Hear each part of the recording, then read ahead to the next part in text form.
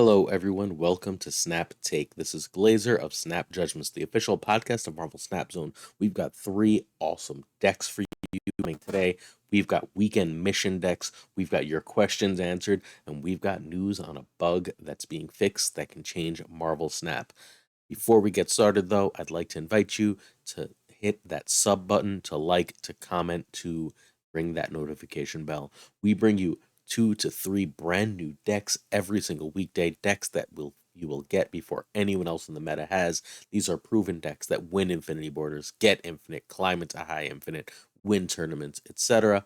We also do bundle guides, shop guides, pro tips, everything you need to make your Marvel Snap journey as interesting and complete as possible. Hit that sub button. In addition, we do the biggest giveaway in all of Marvel Snap every single month. This month, we're giving away, like always, 15 season passes. You can get 5 on this channel. We'll explain a little bit more later, but the first thing you need to do is you need to hit that sub button. You need to leave a comment on this video. If you leave a comment on anything from, I want to say, Wednesday's video to this coming Monday, 5 straight videos, each comment is an entry to win one of those season passes. You can also get one of 5 season passes on our Twitter and one of 5 season passes on Marvel Snap Zone. So make sure you check out the links in the description to this video if you want a free season pass. But hit that sub button, you don't want to miss out. In addition, as soon as this giveaway ends, we are giving away a Pro Bundle Mark III in conjunction with our friend Super Tech God. So make sure as soon as this ends, if you would like a free $100 bundle, 6,000 tokens, a bajillion-ish credits, I don't know how many credits it is, I think it's 9,000, make sure you stick around. We bring you the best content we can every day. We also keep an active giveaway sheet. This is just a list. There's more well below this of every giveaway that we know of that's active in Marvel Snap. Thank you to Banshee for helping me maintain this sheet because life is hectic. But we've got this sheet for you.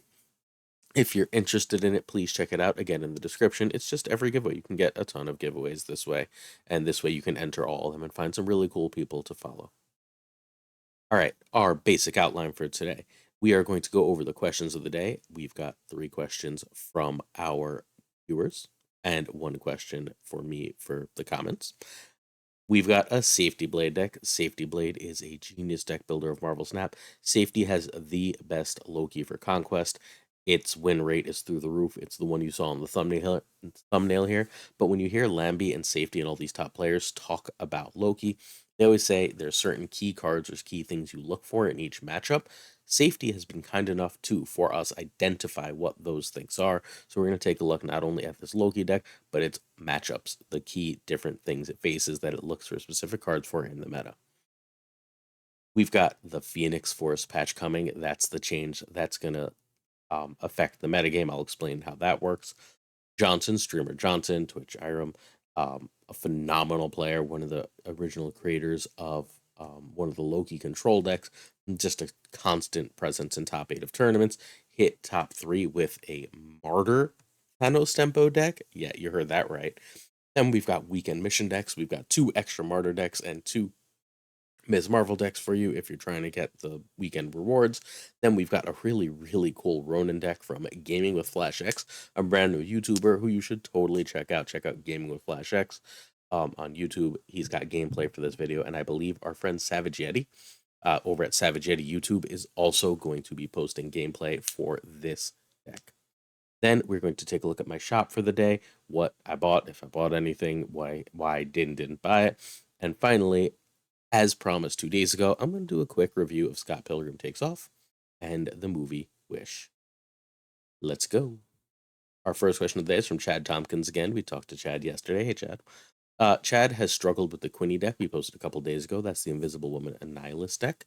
Despite being in the top 10K the past 2 seasons, the questions are basically, is 17K, 17 games too small a sample size? Are certain people better with certain styles? And how do you determine if the deck is bad? So I think it's a stylistic thing as much as it's anything else. I think being in the top 10K is impressive in this game. Like, I think around the top 10K is like where it starts to get kind of sweaty in the game, at least in my experience. Just for viewers' point of view, I work a full-time job. My basic pattern this season has been get down to about 3K. Um, in the evening and then go to work and come back to find myself at 6K, then climb again. I might be burning out on that a little bit, so I'm going to finish in the 5 to 6K range. I'm totally fine with it. I finished like 12K last season as I finished ladder and then did nothing but conquest. And so like I finish in the general range. When I first hit infinite in the first few days of the season, I'm almost always in around the top 1,000. Um, I'm very good with the decks I'm very good with. Like I've got like a 90% win rate with Loki's Lambie's Loki list. There's certain players I know, like Safety and Lambie, that if they release a deck, and W, if they release a deck, it's going to fit my brain patterns. I'm going to work well with it. I strongly urge people to figure out what kind of creators their patterns vibe with, their patterns jive with.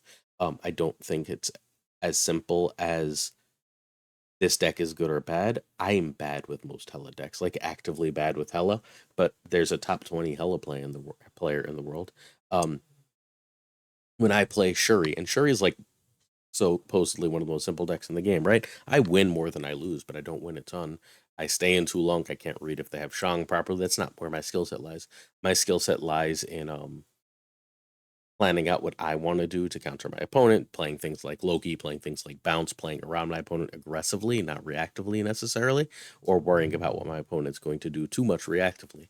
Like I can plan around to Shang with Bounce, but not with Red Skull. I don't understand exactly why.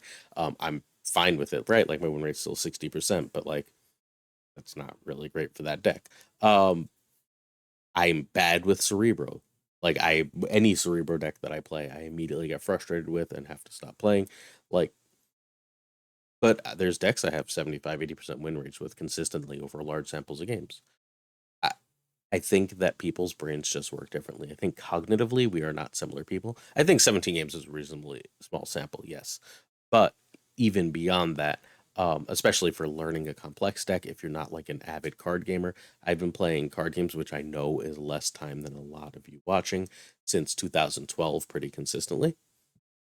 2012, like very consistently, and to the point where like there have been games I've been obsessed with and played like 4 or 5 hours a day of. So there are definitely games I've been obsessed with. I played a lot of card games. If you haven't played a lot of card games, I think there's certain decks that's just going to take you longer to pick up. Generally speaking, my brain likes complex decks. Roy, my co-host in the podcast, likes to say that I like to think I'm Aristotle with the cards and decks I play, which I mean is probably partially true. I'm not going to pretend it's not, but like a lot of it is just that that's what I succeed with, right? Like I've taken that kind of deck to major tournaments and done way better than with more straightforward, like obvious stuff. It's just my brain works for that. I need to be engaged, and like those extra like triggers and things make me pay more attention, not less. Whereas like I get bored, my mind wanders when I'm playing something simpler. Um, is that you? Try and figure it out. Try and figure out who you jive with, and a decent way to do that is since we feature so freaking many decks, play as many of them as you can and as many varieties as you can, and like write down the creators that of decks that are really working for you and the styles of the decks that are really working for you. And I think that's a really good way to getting to top decks. Okay, Venom as for my gaming origin story slash Snap origin story. So my gaming origin story. I casually played Hero Clicks for a while. I casually played Magic, like super casual. Like I didn't even know the name of most of the cards. People handed me decks, and I knew the rules. Around 2012, I randomly got into Game of Thrones with 2011 in that general era with my girlfriend at the time, and one of my friends bought me a box set of the Game of Thrones living card game. It's a FFG product, the LCG, and I went headlong into that. I had I mean, the two or two of the most three successful podcasts in the history of that game, depending on perspective. Um, it was a smaller community, but like I played avidly. I won tournaments, like major tournaments in the game. I'm not the most competitive person, so I'd often like get to a point where I could compete and then concede to friends. I don't really care about that kind of thing, but like I was good enough and cared. So in my process, of playing the game, the biggest podcast in the game, my friend Will ran, and I joined it. And then I don't know, years, time is a flat circle. A while later, I became close with Roy, and we had an opening for the podcast, and I made Roy join. And then the podcast went every other week, and I don't know if you've known this. just based on the fact that I do a video every day for the channel, but I have a lot of opinions. So I was like, I don't want to do a podcast every other week. I want to do a podcast every week. So we started a second podcast, Roy and I, that ended up, we called it Second Sons, that ended up running and becoming the other most successful podcast in the game on the off weeks, just with our free time. And like, so the game eventually died. For a myriad of reasons. The game eventually died, and I wasn't really playing much at the end. I sort of bounced off it, and I played JRPGs for a while, and like I wasn't super in love with any of this, but I was entertained reasonably. I was happy. Um, as I started playing Magic during COVID, like avidly playing Magic, like an absolute ton of Magic. I do not like Constructed, but I absolutely love Draft. So I played a ton of Draft, and then I realized that like there were certain sets of Magic that I just hated. Like some I really liked and some I really hated, and it just became very frustrating. And it was really like it wasn't expensive because I wasn't infinite with in Magic Draft, but I wasn't like far from infinite. I wasn't putting too much into it. I was putting enough into it that I was annoyed that like I would occasionally like that like and there were sets I was bad with I was spending a lot of money on. So I wasn't happy. So I stopped playing that. I played Storybook Brawl for a while and then they sold themselves to NFTs and hey, spoiler, NFTs are like useful in like 0.02% of cases. They're almost always a giant scam. So they immediately turned me off with that and then I went back to playing JRPGs for a while and then somebody messaged me and went, "Hey, Marvel has a new game. You want to try it?" And I was like, "I don't know, sure." So I played it. I made Roy play it. A couple of my other friends played it. And as I started playing, I was like, "Hey, Roy, want to do a podcast for this?" And Roy and I kept doing that like very first podcast as just like a pop culture podcast. We were like, "Yeah, sure." We like talking about games together. So we started a podcast with our friend Chris for a while. After a little bit of doing the podcast, I realized I wanted to do more content. In case you missed it, I got a lot of opinions. So I got the podcast on SnapFan, and they didn't really like it didn't work out as well as I intended it to. And eventually we left there and went to Marvel Snap Zone and I kept pushing the podcast to the point like and talking to more people and building an audience. And at some point, well, March 6th, I know exactly what point. March 6th, I decided I bet you I can do a daily video of a daily Snap Take. These were only supposed to be 5-minute videos where I would just like talk about an issue in Snap. But pretty soon I started to find my voice and figure out what I wanted to do with them. And it developed until we got here.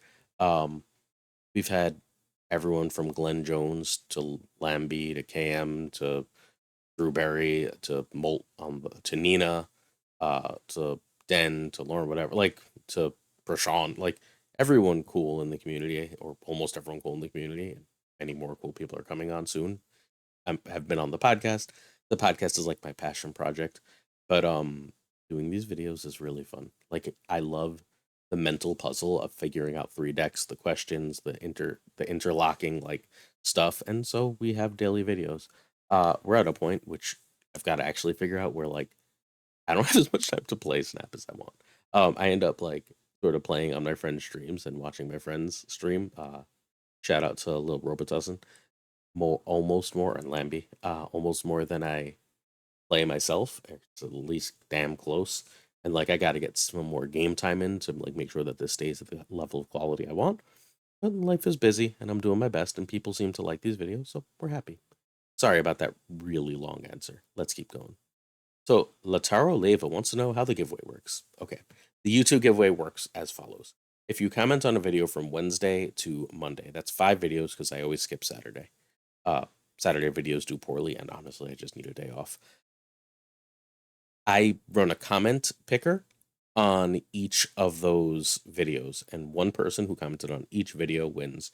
I do no extra work. I don't vet it. Like if your name comes up, I put that in the slide in Tuesday's video, and I say, "You won. Contact me. Send me an email." On Twitter, I do the same thing, except it's only with one tweet. So I had to pick 5 winners from one tweet, one X. That's stupid, but one tweet. Um, There's one tweet, it's pinned, you retweet it, you comment who you want to see on the podcast, and you get it that way. And then the Marvel Snap Zone one, Den does for me. At the end of it, Den's just like, here are the 5 names, go email them. And I just email them. And that's how the winners get picked. Um, I do the giveaway. Look, partially it helps subs, right? Like I'm not going to pretend it doesn't, but I could help subs as much with 5 passes and not 15. Um, a lot of people struggle to afford the season pass or really like are in places where they would like really benefit for them. And like people that don't struggle, it just makes their days better and their lives better. And Marvel Snap is now the thing I can make money on, right? Who would have thunk? But in addition to making money on it, I want to give back to the community. Hopefully, you find value and you're not just here for the season. If you are here for the season pass, hey man, cool.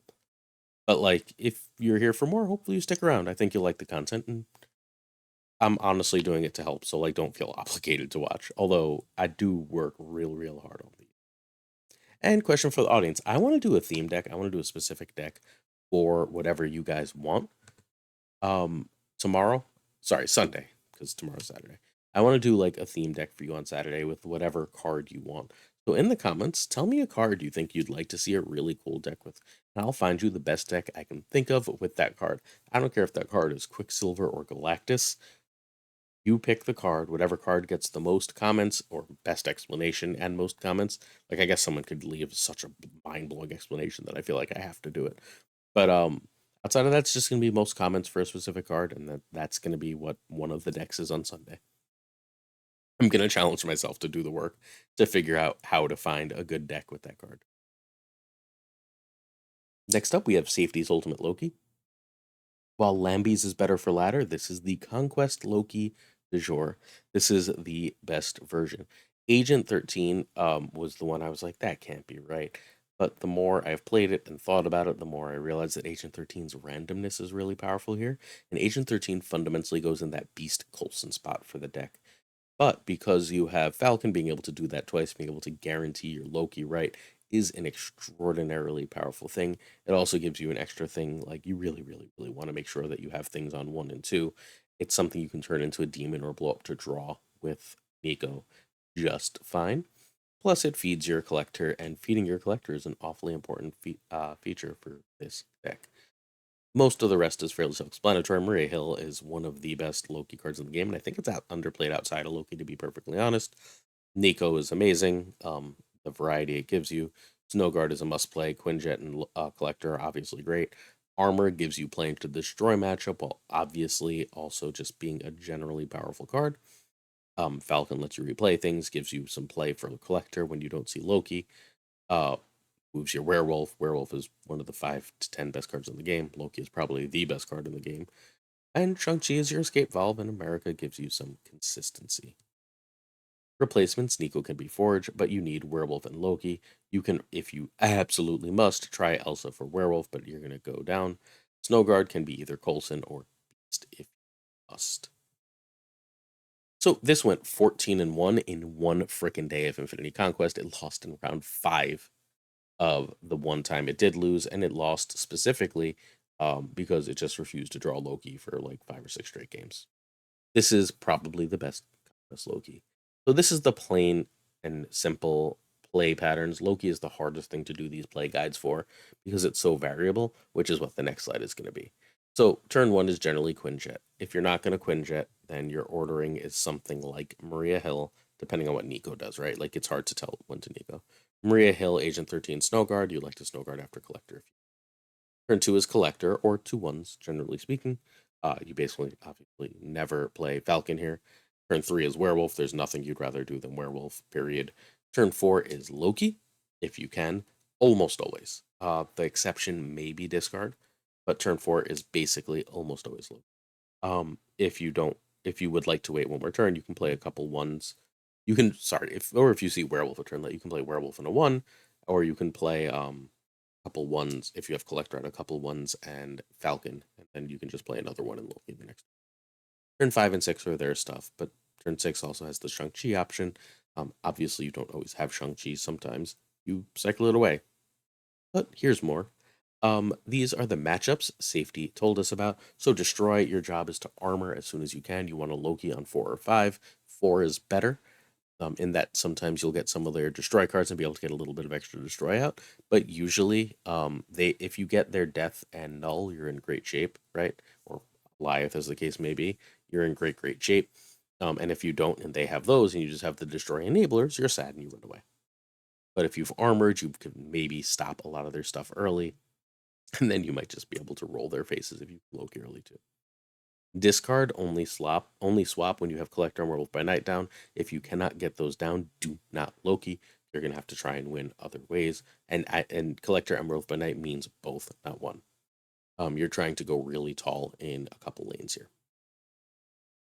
Evo works the same basic way as discard, except it's easier to Loki, as the case may be, because like sometimes you get their Luke Cage and you can turn off their nonsense. Right? Sometimes you get a way to give a bunch of their cards negative and you get a free abomination. Your stuff is worse when you Loki though. It's worse in that it doesn't get the evolved abilities. Luckily, they only play 2 or 3 evolved cards anyway, so you should still be okay just because they're cheaper. I personally really like Quinjet into this matchup because a 4/12 Hulk is pretty freaking good. Magic decks are Snowguard and don't swap, or Loki on 5 and then play Snowguard, as the case may be, if you feel the need to swap, because the last turn you're gonna have to turn their stuff off, or at least threaten turning their stuff off with the Snowguard bird. Lockdown, get as many cards and Loki as soon as you can. You getting their lockdown and being able to lock down stuff before they can and steal priority in the process, that's why you're trying to get down as many cards as you can, um, is backbreaking. So if you can get a Professor X and they get a Professor X and you've got priority because you dropped a bunch of stuff, your Goliath wins the game. Enjoy yourself. Finally, Darkhawk is Werewolf by Night and Collector in opposite lanes because you're going to lose one of the two to Shang-Chi or Shadow King. Those decks all run one of the two. That's fine. You need to win one of the two with Werewolf or Collector and then win the third lane, which is completely doable. I really, really, really, really against Darkhawk like to get my Loki down on 4, even over Werewolf sometimes. Safety doesn't suggest this, but I often do, because if I can get Zabu down on 5, right, and then my turn can be like, if I've got the Quinjet, the Zabu, and then the Loki discount, that's a 1 cost Darkhawk. So like that seems like it's pretty good usually.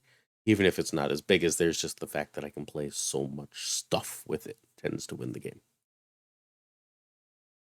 All right, let's take one last look at this deck. I decided to go hippie today, so we've got our new lovely Agent 13 hip, our Falcon hip, our Collector hip, and that's it. This is only 3 hips. That's actually a little sad. I used to have so many hips in these decks. Oh well. The other important cards are Quinjet, whose propeller goes, um, Noir, Maria Hill, we love it. I've got the Peach Momoko one and the Art Adam Shang-Chi, both gold. This remains my favorite Loki, although the Rainbow Loki has grown on me, along with my favorite armor and a gold America Chavez. I think I'm gonna get a gold Loki. I think it's time for a gold Loki. That's my next plan. I just got a gold Kitty Pryde, the one where she's running through the wall on the with this profile view. So we will well, it's showtime for another gold. I think we're going Loki next. Next up, our intermission one. The Phoenix Force bug will be fixed in Tuesday's patch. Glenn Jones has announced. Phoenix Force clones, as of right now, like if you clone Phoenix Force with Multiple Man or Sinister London, the clones cannot move, just the original Phoenix. That bug is going to be fixed, and I think it's going to make Phoenix Force meta. It's going to force everyone in all decks to run Shadow King, because if you can Phoenix Force on turn 4 and then on turn 5, move that and then move it again with a card like, let's say, Doctor Strange or Ghost Spider. Now you've got 3 Phoenix Forces. If all 3 of those can move, that's a lot of power. Right? That's just a lot of power. That's one of the best things you can do in Marvel Snap. I think this is going to be a meta deck. I think the deck that we're looking at right now, this is Spyro's Phoenix Force deck that he hit like top 50 or top 20 or some silly rank with, and it's won a million Infinity Conquest. I think this is going to be the deck to play. I'm very excited for this deck. Like, very, very excited for this deck. You can see it on screen. We will cover this in full once the bug is officially fixed and we can actually get some testing in. You're going to be real sick of Phoenix Force decks, folks. I love Phoenix Force, and this is my very, very favorite decks. Next up, we have Johnson's Tempo Thanos. Johnson came in 3rd in the tournament with this, and you can see that Martyrs, and you can also see I have hit Martyr, so we're happy. So you have 3 strategies here that are sort of all working in semi-concert. You've got I can lock down with Professor X early with Time Stone, right? That's always an option as long as you have those 2 cards in the deck. You've also got an Elsa move package, like the deck that dominated for so long, that's got an Alioth on top. So you can just like make a Vision 10 power, you can make a Jeff 5 power, etc., and just try and win that way.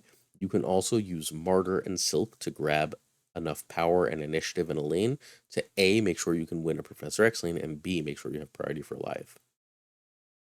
That's the gist of the deck at the end of the day. It's very, very cool and very powerful, and I'm really, really happy that Johnson plays Marvel Snap because he's so freaking creative. Elsa and Silk or Jeff are needed, i.e., you must have Elsa, but you can change Silk or Jeff to Nightcrawler. Obviously, both are worse, but fine. Martyr was in an earlier version of this, just Miles. Martyr is better than Miles for this deck because you want to be able to play it on one sometimes, honestly. You need Thanos and Goliath. I don't think this is one where you can replace Goliath with Leader. And Negasonic can be Shang-Chi. I think Negasonic is better here because this deck is so good at grabbing priority, but Shang-Chi is also Shang-Chi, right? Okay. Turn 1, draw a Martyr. Turn 2, Elsa or Silk or Craven. Turn 3 is Time Stone if you can, or Martyr and Silk or Craven. Either of those are fine. Turn 4, Professor X or Negasonic plus a 1. I love Negasonic plus Martyr or Negasonic plus a stone here. It's really, really powerful. Then you can drop Professor X, hopefully winning a lane, or you can drop Vision, hopefully as the fourth in a lane, or just pump everything Marvel. And finally, you end with Goliath. But if they're if they've already got a Ms. Marvel stuff set up, sometimes you're going to play Magneto in a lane that they're not expecting to pull their Ms. Marvel and junk out of the way, and then you can win games that way. That's the gist of this one. Hip count: we've got Martyr, Elsa, Jeff, Blue Marvel, Vision, Goliath, Magneto. 7 hips, one of the most hippie decks we've got. I love this Negasonic. I bought it ages ago. I like the when I run Craven and Silk together, I do the Venomized version of both because they get to be friends. I've got this Thanos in gold with purple crackle and Baby Professor X with his boyfriend. That's the whole deck. That's so cool. This is one of the prettiest decks. I love this deck. It's beautiful. The hip Magneto is not my favorite Magneto. The white Magneto is, and I have it, but we have so many hips in this deck. We had to. All right. So we're going to go over weekend mission decks. We're going to do 2 decks for Martyr and then 2 decks for Ms. Marvel. Obviously, we just did a deck for Martyr. We're going to do 2 more. Cool. Our last deck also has Ms. Marvel. We're still doing 2 decks for Ms. The first deck is Derek Shauna Zoo. This is the deck I've been playing all week.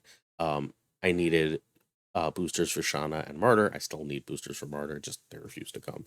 But Shauna is now gold bordered, as she should be. I've got the hip Shauna, gold border. This deck is really cool. It's really powerful. It's really simple. Derek plays a version of this without Martyr, and he's reached like top 25-ish in the world with this deck. Basically, you try and play as little early as you can. You want to go be Elsa, Jeff, and 1 into Khazar into Blue Marvel, and Iron Lad is your backup Khazar Blue Marvel, and then you sort of hand dump. You go like Shauna and Squirrel Girl and stuff. If you get Elsa and you go Shauna, it's really easy to fill the other lanes and get the +2 on whatever other cards. And then you win. It goes really tall and really wide. It doesn't go really tall. It goes medium tall. It gets like 17 power in some lanes. And then it goes really wide too. And that's a good way to win games of Marvel Snap. Holding Jeff till after Shauna is really fun because sometimes it makes Ebony Maw, and then you just Jeff into that lane, and it's very fun. But it's a powerful, powerful deck. Is it like top of the meta? No, like it's probably C tier, but it's powerful and really, really fun. You're not gonna get like an A tier Martyr deck, sorry, but this is the one that I will be playing to complete missions, guaranteed. Next up, I found this one on Untapped. It says 62 games, 77% win rate, which means it could be a deck we cover here, but honestly, it looks like a jank to me, so I don't know if this is actually good. Martyr has the dual use here of being the Professor X and Alive enabler, or you can like Viper it over and be like, win me the game, Martyr, thanks. Everything else is fairly self-explanatory. This one is expensive. Like, this is slightly cheaper because you could probably do this without Lad if you needed to, right? Ham can be Iceman. And then hopefully you bought also, right? And then Lad can be like, I don't know. America, honestly, probably for consistency if you were cutting those other cards. But like this one's just like you have Goliath and Annihilus and Werewolf and Martyr and Ham. So and Jeff. So like sheesh. Fine, you need a whole bunch of high series cards, but this is the most successful by the numbers deck that Martyr has. You can play again. Martyr here is either way to win with Professor X, or something you can give your opponent and really screw them up, or hopefully royally screw them up anyway. Cool. It seems to be working. Again, I think it's a gimmick, but it seems to be working. Or like rather, I think that Martyr here is a gimmick. I think it wins because the Annihilus 3 card package with Sentry and Hood is good, because Alioth is good with Professor X, and because Werewolf by Night is OP. Oh, let's actually say that before people jump to conclusions. I don't think Werewolf by Night should be nerfed. Just for the record, so everyone knows, I don't think Werewolf by Night should be nerfed. I think he's powerful, but he's hard enough to use, and ends up in the like I play against him and with him a lot, and sometimes he just ends up with the wrong lane, and he stops you from playing things you want to, and it's really easy to like misplay with him.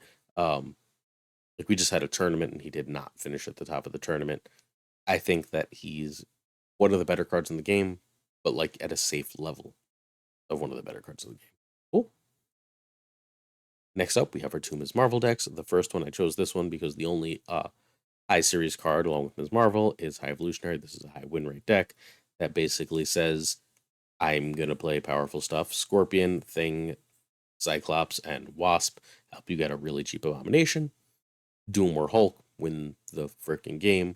Shocker lets you have extra energy for that Cyclops and Misty Knight and Sunspot. And Ms. Marvel gives you sort of a backup Doom. If you could Doom and Hulk in the game, that feels pretty good, right? So, there's games where you go like Ms. Marvel on 5 to get the Cyclops trigger and then Hulk on 6, and there's not much your opponent can do about it. It's a really cool and really powerful deck, and you should try it out if you are interested in getting your Ms. Marvel on. My most successful Ms. Marvel of the week has been this one. This is the one that won the Team Impulse. I always forget their name. Sorry about that. The Team Impulse tournament this weekend, the like 200-player tournament that was for like $2,000. This has been my most successful version of the deck. I think it's super cool and has a lot of play, especially in Conquest, because I mean, how do you plan for Darkhawk and Devil Dinosaur? Like I beat someone for 8 cubes because I knew they had Enchantress, so I dropped a Devil Dinosaur in whatever it is, Crimson Cosmos. That's what it's called.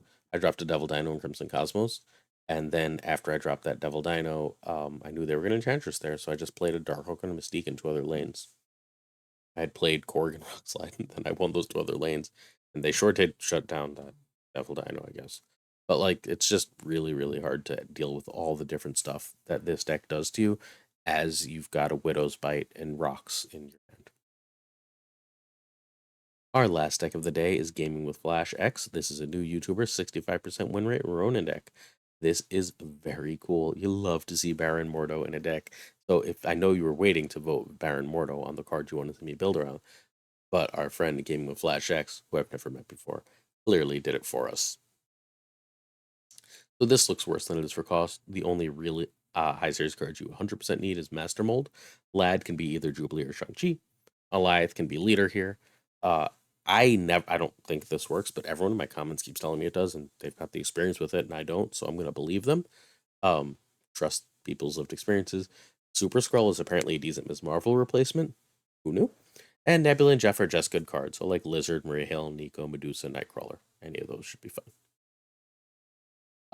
New creator alert. Go check this person out. They haven't even hit 100 subs yet. Go show some love, folks. Tell them I sent you and be like, hey, we're going to help support this community. We're going to help people grow. You can watch Game of Flash X play this deck. You can also watch Savage Yeti play this deck. Savage Yeti is he's so cool. You should be following him. All right, turn 1, Nebula over Iceman. Turn 2, Mordo over Jeff over Mold. You can drop Mold here, but I don't love it. Turn 3, Storm over Mordo over Jeff. You can start to look at a Mold turn 4 if you're like molding and Jeffing. So Ms. Marvel is better than Lad, is better than Mold, and Mordo or Jeff. Turn 5 is Ronan. And then turn 6 is Alioth or Mystique and Mold or Maximus. And sometimes you've locked up a lane with Ronan. Your Ronan is just stupid big, right? And you've won a lane with Storm. If that's the case, you can just go Mold and Maximus on the last turn of the game. That often works too, because now you're just making sure their hand is full so that Ronan is unbeatable. And that's the game. That's also a really, really good way to counter an opposing Alioth, right? Like you drop a Mold and Maximus in like an off lane that you don't really want to win, and then your Ronan is so big they were trying to kill something to win, and you're just like, no, thank you. Cool. This is a cool deck. Um, we've got Nebula hip, Mold hip, Mordo hip. Love the Mordo hip. Jeff hip, Ronan hip, Lad hip, Ms. Marvel hip, and Eliath hip. Eight again. You love to see it. We've got the Peach Mystique, the cool Storm they gave us, the Maximus I luckily opened, a bundle Iceman, and that's it. God, many hips in a deck. It makes me so happy. Someone needs to yell at me to like buy the random hips when I show them. Like, I'm not buying this hip. Like, just having this many hips in a deck makes me happy. Also, the weird little goatee looking thing on Master Mold is adorable. All right, my shop for the day. I bought nothing. Sorry, y'all. I bought absolutely nothing. Don't forget, we're still doing the review though. This Absorb Man is cool, but I already have the Absorb Man in the shop. The Noir one is cool. I like it. I'm not saying I don't like it, but I have this cool one already, the one you can see on your top left, and there's a hip that I'm dying for. It's my single most wanted variant. The only other thing I really considered, because I have the hip surfer and I have the other really cool surfer, the only other thing in my shop I really considered was the Zola, because I like that Zola a fair amount. But Pixel Zola looks like Krang from Ninja Turtles, and like that's amazing. It's one of the best pixels in the game. And I have the Game Boy one with the giant lollipop and joy of stealing candy. But none of those compare to the hip. This is one of the best hips in the game. Um, got a nebula on his underwear, on his crotch. Like I don't even know. Like this is glorious. I think that the hip Zola is exactly the kind of nonsense I need in my life. So I'm shop free today, saving gold for tomorrow. I only need six more variants, and then I want to say that for cards I don't have variants for, and two more pixels. One day, again, we have all these intermissions to cover, right? I'll just tell you what those last cards are, and we'll talk about what variants I'd like for them. All right, Scott Pilgrim takes off. It If you love Ramona and want more Ramona, it's exactly the show for you. Um, some people are like, but Scott's not good enough in it, and like Scott's kind of an idiot in the original. You just don't remember it properly, or maybe you identify with that brand of idiot. It's fine. I like Scott Pilgrim a lot, and he gets a lot more development in the comics. Um, this is based on the movie more than anything else. It's very good, but it does two things I don't especially like.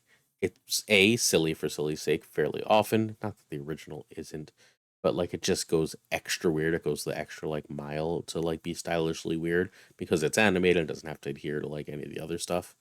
Because it's anime and it doesn't adhere to the other stuff, and it occasionally gets eye rolly, not like fully to cringy, but eye rolly. And a lot of the sales pitch is that this gives the characters more dimensions and like develops characters much better than the movie and original comics did. And like it certainly does for Ramona, but like Wallace just becomes a different one note cliche. Like a fair amount of characters just get their one note further developed rather than becoming round characters, and that was a little disappointing. All that said, though, it was really fun and it was a joyful nostalgia trip, and I would watch it again, and I probably will watch it again 1,000 times. Um, but it wasn't perfect. Not that and again, the original wasn't perfect either. The original is tinted by nostalgia about how much fun it was. This was when it hit a similar amount of fun. It just didn't, for me personally, hit as often. Although Ramona is was my favorite character in the comics, then was wasted in the movies, and is now one of my favorite characters in comics again. In the sorry, Scott Pilgrim takes off again. So that's really great to see. And some characters get more development, right? But some are just like, hey, here's why their one note is. Look at them hit that one note again and again. Like that's not actually a round character. That's not doing what you're like really setting out to do. Except for Ramona, who is great. Also, like, and I know that this isn't their fault, but I love the music in the original, and I just like the music in most of this. So there's that. Oh, next up, I took my kid to see Wish. He really liked it. I thought it was like actively bad. It's bluntly one of the worst Disney properties I've seen in quite a while. The characters are undermotivated, especially the villain. Um, almost everyone's at least a little bit annoying. And what really gets me is like you can sort of pull that off with some really powerful songs. Like if I say if I say Into the Unknown and like a kid said literally just about something else, Into the Unknown, and like you can sort of hear that if you've seen Frozen 2, right? If you have a kid, you know exactly what I'm talking. There's not a song in Wish that's even like close to that. There's not like a musical, like a carried through musical theme, like a melody that like carries through. None of the songs are particularly catchy or memorable. This is not Encanto. This is not Moana. This is nothing. Um, like the villain is really into his stuff and really underdeveloped. They like, and the shows seems to think they're developing him, but instead he's just terrible, like consistently. Um, it's slow moving. It doesn't work. It's a movie that ultimately doesn't work. Um, it wants to be a paradise and then wants to do this dystopia under the paradise thing, but it never really sets that up. Like it doesn't bother to like actively develop its allegory in any real way. So it's just like here it is, it's here, and then it just sort of leaves it there for you. It's a miss. My wife didn't hate it. She thought it was cute and harmless. My kid was entertained and was like, "Cool movie." Um, but I can tell when he really likes something because when he really likes something, he asks after the movie, like when I think it's gonna come out on streaming. It was like we'll watch it again, right? Like we're gonna this weekend. I think our family movie night is to watch Into the Spider-Verse 2 again. Or just Into the Spider-Verse. I don't know exactly how the titling of that. Please excuse me, but you know what I mean. Like that's our weekend plan. He does not seem to care about when Wish is coming out. Will we watch it again? Maybe. He's 7, so like that kind of thing happens. Also, for anyone who made it this long before we go home, it was the school counseling fair thing today, and my son decided to get me a present, and that's great. Like their winter, I don't know, boutique fair, and this is what my son bought me for Christmas. This is my Christmas present. Uh, I'm trying to get him to watch Star Wars. He's not quite there yet, but he looked at this, decided it was me. So by the next time you see me, I'll have a haircut. Thanks so much for watching. If you made it this long, for the love of God, hit that sub button. I super appreciate all of you. This was a long one. Thanks for sticking with me. I'll see you Sunday for another Snap Take. Peace.